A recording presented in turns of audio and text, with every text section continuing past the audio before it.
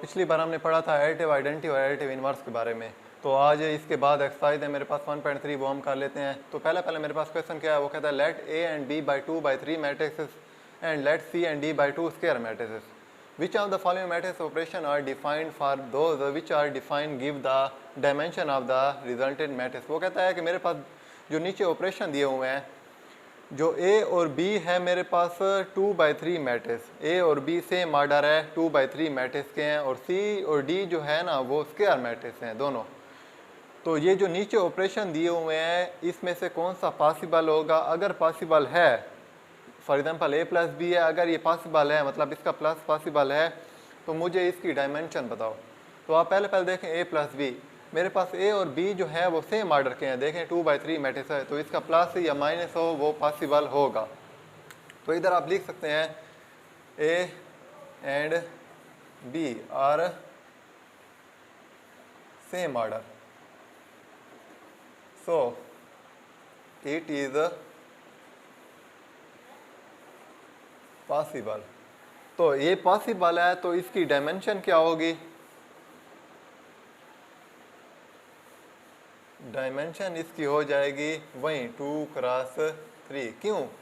देखें मेरे पास ए और बी 2/3 मैट्रिक्स है, अगर 2/3 मैट्रिक्स है सेम ऑर्डर की है ना, तो इसका प्लस जब हम करेंगे तो उसका वही ऑर्डर आएगा जो इसका ये होगा 2/3। तो इसका डायमेंशन क्या मेरे पास आ जाएगी? 2x3 आ जाएगी। इसके बाद आप देखें सेकंड को, वो कहता है b प्लस डी। आप देखें b जो है 2/3 मैट्रिक्स है और d जो है मेरे पास वो स्क्वायर मैट्रिक्स है, तो ये सेम ऑर्डर की नहीं है, वो है 2x3 मैट्रिक्स। फॉर एग्जांपल मैं आपको इधर लिख लेता हूँ b।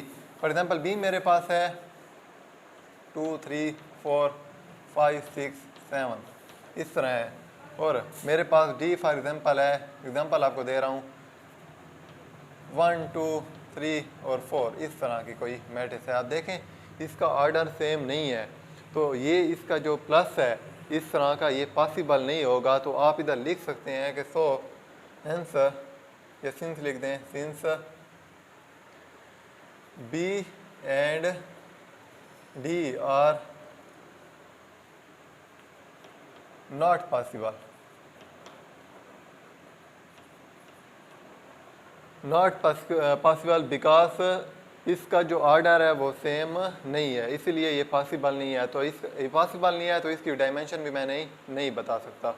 तीसरा आप देख लें, मेरे पास है 3a - 2c, 3a - 2c।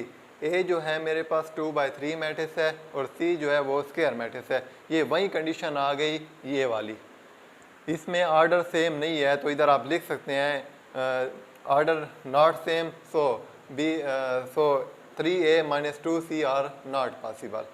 इस तरह आप लिख सकते हैं, ये भी नॉट पॉसिबल है, नॉट पॉसिबल या नॉट डिफाइंड लिख दें आप। लास्ट वाला देख लें 7c + 2d।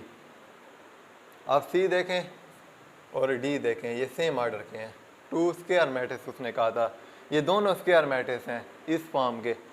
तो इसका ऐड भी पॉसिबल होगा, इसका सब्ट्रैक्शन भी पॉसिबल होगा। तो इधर आप यही लिख दें कि so C and D are same order, so it is possible. अगर ये पॉसिबल है तो इसकी डायमेंशन क्या होगी? क्योंकि वो उसने पूछा था कि अगर ये पॉसिबल है तो इसकी डायमेंशन बताओ। तो इसकी डायमेंशन वही हो जाएगी, क्या है मेरे पास 2x2 हो जाएगी इसकी डायमेंशन। तो ये हो गया। इसके बाद हम क्वेश्चन नंबर 2 पे आते हैं। वो क्या कहता है? वो कहता है multiply the following matrices by real number.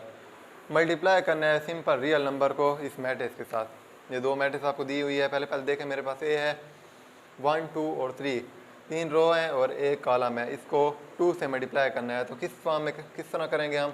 2a लिख लेते हैं, 2 मल्टीप्लाई हो रहा है 1 2 3 इसके साथ।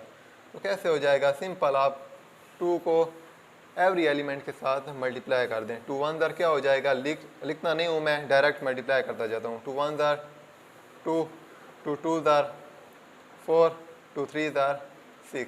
तो ये मेरे पास इसका आंसर आ जाएगा। सेकंड को देखें, मेरे पास बी है, A B C D E F 2/3 matrix है। वो कहता है कि इसको पी से मल्टीप्लाई करें। पी जो है कोई रियल नंबर से बिलोंग करता है, कोई भी रियल नंबर हो सकता है। तो किस तरह हम लिखेंगे इसको? पी बी लिखेंगे। इस पी को मल्टीप्लाई करते जाएं एवरी एलिमेंट के साथ। मैं डायरेक्ट कर रहा हूँ, देखें इसके साथ मल्टीप्लाई होगा तो क्या हो जाएगा? पी ए हो जाएगा, इसके साथ पी बी हो जाएगा, इसके साथ पी सी हो जाएगा। इस तरह आप चलते जाएं, P D P E P F, इस फॉर्म का ये आ जाएगा। तो ये मेरे पास इसका आंसर है। ये इसकी मल्टीप्लिकेशन हो गई।